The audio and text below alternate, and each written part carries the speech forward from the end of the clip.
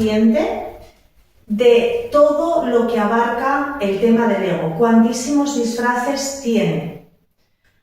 No entendía muy bien, entendía lo que se entiende en la calle, tienes orgullo, tienes ego y ya está. Pero no sabía que se podían rellenar páginas y páginas y rascar, porque casi podría decir que el 80% de todo nuestro sufrimiento es causado por el ego. Durante todo el montaje de esta formación me ha tocado hacer los ejercicios personalmente yo y puedo decir que de todos los casos en los que he ido buscando momentos de sufrimiento a lo largo de mi vida, 8 de cada 10 situaciones en las que he tenido sufrimiento en mi vida puedo decir que el origen era el ego. Con lo cual, la buena noticia es que si el ego es el causante 8 de cada 10 veces de nuestro sufrimiento, si yo lo llego a identificar y si yo lo llego a aprender a transformar, todo eso que se me ha quedado acumulado del pasado y que todavía cuando lo recuerdo me crea esa mala sensación, me crea ese dolor, me crea ese sufrimiento, me queda resentimiento, interpretándolo correctamente puedo quitar ese nudo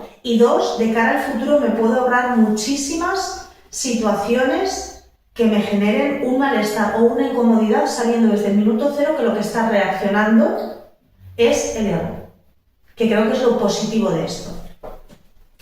Dicho esto, lo primero que voy a empezar es explicándoos un poco qué es el tema del ego, ¿vale?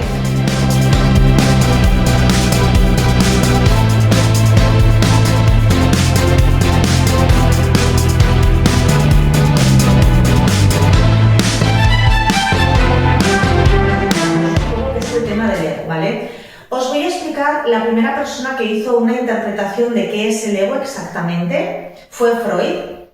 Y después de Freud, que digamos que es la explicación más antigua y ahora se ha ido adaptando y se ha ido investigando más la psicología, pero necesitamos saber cuál fue el origen.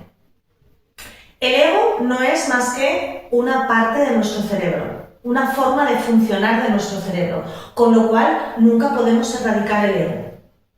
¿Vale? Igual que tenemos corazón, no tenemos páncreas, tenemos ego. Nunca nos lo podemos quitar. De hecho, es necesario para nuestra supervivencia. Es el encargado el ego de nuestra supervivencia. Entonces, ¿dónde está el problema del ego? El problema está cuando nos sobreidentificamos con él y al no conocerlo, poco a poco nos va ganando terreno y al final se hace el amo del cortijo. Y como ni siquiera sabíamos que era él porque viene disfrazado, acaba mangoneándonos y acaba tomando el control de nuestra vida y nuestras emociones. Simplemente por no saber qué es y cómo se disfraza. Pero quitarlo no podemos quitarlo, de hecho lo necesitamos para vivir en sociedad. ¿Vale? Entonces, ¿qué nos explicó Freud acerca del ego? Nos dijo que el ego es una parte de nuestra psique y que está dividida en 3, ¿vale? Estaría lo que llamó el id o el ello, estaría lo que llamó el ego y estaría lo que llamó el superego o superyo. ¿Vale? Estas 3 comúnmente juntas, en la calle es lo que vamos a llamar el ego, las 3 juntas, ¿vale?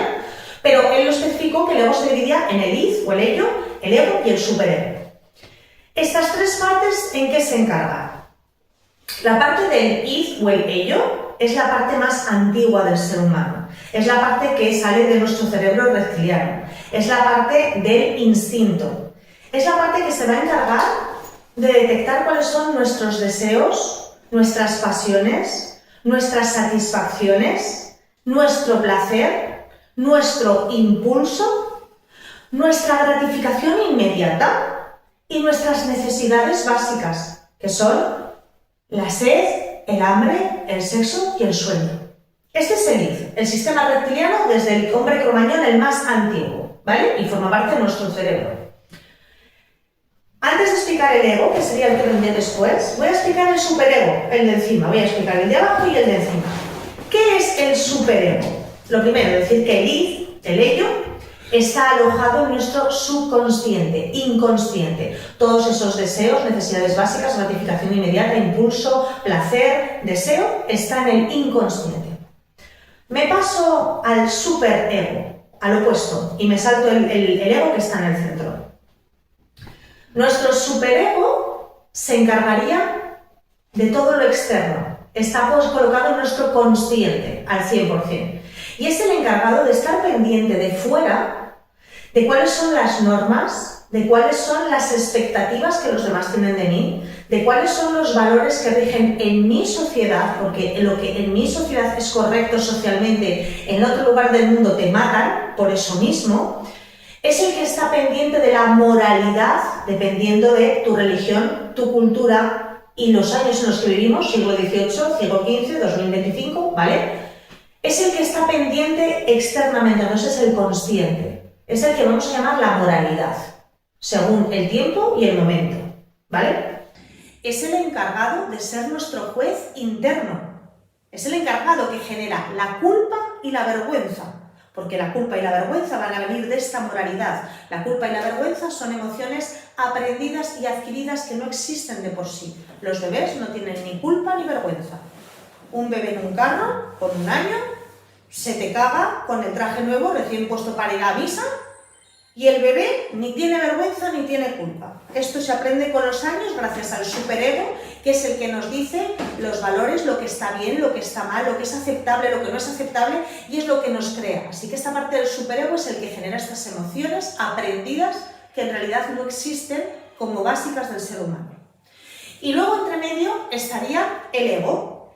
El ego va a ser el regidor de las dos partes, va a ser el encargado de cómo mediar, cómo hacer de regidor, cómo hacer de negociador, para poder tener lo que quiero, lo que deseo, lo que me da placer, lo que me da satisfacción, sin faltar a las normas, a la moralidad, a los valores, a lo que me dicen que tengo que hacer y a lo que se espera de mí. Ese es nuestro ego y esa es la misión que tiene. Como el id está en el inconsciente y el superego está en el consciente, el ego que está en el medio tiene un pie en cada lado. Entonces es parcialmente consciente, parcialmente inconsciente. ¿Ok? Esto es como explicó la base general del principio cuando por primera vez Freud explicó qué era nuestro ego, y lo explicó en las 3 partes y cómo se integra. Vale. Vamos a hablar ahora del ego moderno, ¿vale? El ego ahora, cómo se ha ampliado este concepto en la psicología moderna, ¿vale? El ego es el encargado de crearnos identidad propia, ¿vale? El ser humano por sí mismo no tiene identidad, el ego por sí mismo no tiene identidad propia. Si yo cojo a un niño y lo meto desde que nace en una habitación y a través de una puerta yo lo voy pasando comida, no tiene tele, no tiene televisión, no tiene revistas, no tiene más niños, no tiene contacto con nadie, su concepto de autoconocimiento es prácticamente nulo. Tendría hasta dudas de su propia existencia. ¿Por qué? Porque el ego es el rey de Einstein y de la relatividad. El ego, para existir, necesita focalizar fuera, necesita compararse. Yo sé si soy alta y soy baja, ¿cómo lo sé? En función de la media que hay fuera. Yo sé si tengo una voz bonita o no, en función de los estándares. Y yo sabré si soy bella o soy delgada en función de la sociedad actual en ese momento. Por eso la belleza del siglo XVIII no se parece a la belleza de pasarela a Cibeles del siglo XXI. ¿Por qué? Porque tú te identificas, el ego se identifica utilizando la fuente externa de lo que es apreciado, recomendado en cada momento, ¿vale? Entonces, el ego es el responsable de darnos concepto de la realidad, ¿vale? Para yo poder saber si lo que está pasando está bien o está mal, está regular respecto de mí, respecto de ellos, yo necesito utilizar mi ego. Por eso digo que el ego es necesario y no puede desaparecer, es una parte de nuestra psique. Y que el problema viene cuando me sobreidentifico y dejo que tome el control. Y no le dejo porque quiero, le dejo porque como no sé cuántas caras tiene y disfraces tiene, se me va apoderando hasta que toma el control, simplemente por ignorancia y saber qué es y cómo se mueve, ¿vale? Entonces, la primera función que tiene el ego es darnos interpretación de la realidad, incluida yo en ella, porque la realidad es de mi perspectiva, la realidad es neutra, la interpretación es personal. Entonces el ego es el que me va a dar la interpretación de en qué realidad vivo, si soy buena persona o mala persona. Me va a decir el ego qué es lo que soy, porque si yo ahora mato a alguien, soy una asesina. Pero en los incas se sacrificaba el mejor miembro de la tribu para dárselo a los reyes y era un honor ser sacrificado. Entonces, yo voy a tener concepto de mí y de mi realidad gracias al ego, así que es necesario. Ok. ¿Qué más vamos a decir del ego? El ego es el encargado de nuestra supervivencia. ¿Por qué? El ego solamente tiene concepto de sí mismo y de los demás gracias a la comparación todo el tiempo.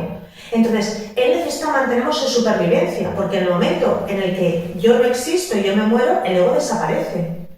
Y como el ego necesita para vivir algo externo, su misión es mantenernos en supervivencia. ¿Cuál es el problema? Que al mantenernos en supervivencia, el ego es el responsable de mantenernos en nuestra zona de confort. El ego es el responsable de generarnos miedo. Nos genera miedo para mantenernos en la zona de confort, para mantenernos a salvo. ¿Por qué? Porque mientras yo esté en una zona que yo conozca, por mala que sea, mi cerebro puede poner cuidado con las cosas que me pueden hacer daño. Pero si yo le digo que me voy a ir a otro sitio donde yo no sé cómo son las cosas, mi cerebro cómo me protege de lo que no sabe que existe. Por eso tenemos miedo de lo nuevo, aunque sea bueno, porque tu cerebro, por muy bueno que sea, no sabe a qué peligros te vas a enfrentar. Como su misión es mantenerte en supervivencia, lo que va a pasar es que te va a dar miedo. ¿Vale? Por eso dice, más vale malo conocido que bueno por conocer, porque ahí tu cerebro no te puede salvar de lo que no conoce. Aquí, por malo que sea, ya leones y dinosaurios, sé cómo son, sé dónde están y sé a qué horas vienen. Pero allí no. Entonces, el ego es el responsable del miedo. El ego es el responsable de nuestra zona de confort. El ego es el responsable de nuestro piloto automático. Una vez que el ego sabe que nosotros hacemos determinadas cosas con normalidad y todo está bien, apaga. Tú te duchas en piloto automático, tú te aprendiste ser niña en un momento cuál era el recorrido correcto y tú ahora te piensas pensando en qué vas a hacer de cenar y ya se acaba hoy, tú no tienes conciencia, porque eso se encarga el ego del piloto automático, desconecta porque sabe que estás así. El ego es el que nos ancla al pasado. ¿Por qué el ego nos ancla al pasado? Porque para el ego mantenerte en supervivencia necesita tirar de pronósticos, necesita tirar de experiencias pasadas, necesita tirar de recuerdos y necesita utilizar esta información para proyectarla al futuro. No, yo a aquel sitio no voy, que ya fui una vez y no me gustó y además casi me quedo allí, ¿vale? Tiras del pasado. El ego para sobrevivir y protegerte tira del pasado, que es la única información que tiene. El futuro no lo tiene el pasado. Y el ego es el encargado de más vale malo conocido por bueno por conocer. Entonces tenemos que entender que el ego no quiere que tú crezcas. Porque crecer implica entrar en ámbitos nuevos, crecer implica investigar, crecer implica innovar, crecer implica aventura, crecer implica un montón de cosas que están fuera de su alcance, por eso él siempre te va a frenar con su miedo. ¿Vale? Entonces, el ego no es el responsable de que tú crezcas y no es el responsable de que tú seas feliz. Al ego le da igual que tú seas feliz. El ego lo único que quiere es sobrevivir. Y para que él sobreviva tienes que sobrevivir tú. Así que el ego, cuando se nos va de madre y no nos permite crecer y no nos permite evolucionar, el ego es antiaprendizaje. El ego es antievolutivo si coge el control. ¿Vale? El ego es el responsable. Tenemos que entender una cosa. Nosotros tenemos un alma y tenemos un cuerpo. Cada vez que yo encarno en un cuerpo, yo borro toda mi sabiduría ancestral, yo borro de dónde vengo, yo borro que soy esencia, yo borro que soy más allá de los tiempos, yo borro todo eso para ser este personaje en esta vida, con estas condiciones, con estas experiencias a vivir, con estas lecciones por aprender y con este tipo de cuerpo que yo tengo y con las cosas que yo he pactado que tengo que aprender. El ego es el encargado de que tú borres todo lo anterior para que te dediques en esta experiencia. El ego es lo que te separa de tu supraconciencia. Porque tienes que borrar todo lo anterior y de eso se encarga el ego. Por eso se fija en lo que tiene alrededor ahora para anclarse aquí y nada más. ¿Ok? Entonces, tenemos que entender que si el ego es el origen del miedo, es el origen de la zona de confort, es el origen de que no le importa si eres feliz o no, es el origen de que no le importa, prefiere que no crezcas, entendemos que el ego es origen de mucho sufrimiento. Sí, nos mantiene vivos, pero ¿a qué precio? El ego, por miedo, es el que mata a mujeres de una paliza que han denunciado a sus maridos 80 veces y la mataron antes de que se fueran, porque tenía más miedo a irse que a quedarse, porque nos mantiene atrapados en nuestros miedos. Ese es el ego, ¿vale? Y el ego, así en concepto general, después de entender todo esto, tenemos que entender que el ego es el responsable de nuestro autoconcepto. Yo voy a llegar a un autoconcepto de si soy guapa, soy fea, gorda, delgada, rica, pobre, buena persona o mala, en función de lo que yo vea afuera y los estandartes que haya. De eso se encarga el ego. Con lo cual, el ego hasta ahí, darme sentido a la realidad, es perfecto. Pero ¿qué es lo que pasa cuando todo el tiempo está enfocándose fuera? Que está comparando. Y en la comparación, normalmente hay sufrimiento. Y como nos focaliza todo el rato fuera, en las expectativas que los demás tienen de mí, eso nos crea sufrimiento. Y nos hace esclavos de ser lo que tú esperas, aunque yo no sea feliz siendo así. Pero si mi madre me ha dicho que para ser una buena mujer de mi casa yo tengo que, o tengo que tener hijos porque se me pasa el arroz, o tengo que, para yo ser aceptada y aprobada, mi ego me dice que yo tengo que estar a la orden de lo que se espera, las normas, la moralidad, los valores. Esto me genera sufrimiento. Porque el ser es identidad, el ser es lo que yo soy, pero luego es lo que quieren otros que sea. El ego está todo el tiempo focalizando fuera. Y esto siempre me va a causar sufrimiento. ¿Vale? Hay que entender una cosa. El ser, el existe, ha sido, es y será, es el alfa y el omega. El alma es energía, y la energía, según Einstein, ni se crea ni se destruye, solo se transforma. Pero ¿qué pasa? Que el ego sí que tiene caducidad. El ego nace cuando tú naces y el ego muere cuando tú mueres. ¿Vale? Entonces el ego no tiene existencia por sí mismo. El ego por sí mismo no existe. Y el ego tiene que existir. Su finalidad es existir. ¿Vale? Entonces, un poco entendido a nivel general qué significa ahora mismo el ego en la sociedad, voy a pasar a explicaros cuáles son los 3 pilares que sostienen nuestro ego. Con que solamente reteneréis esto, suficiente para que lo detectéis, aunque luego os voy a dar muchas más tips que no son tan comunes.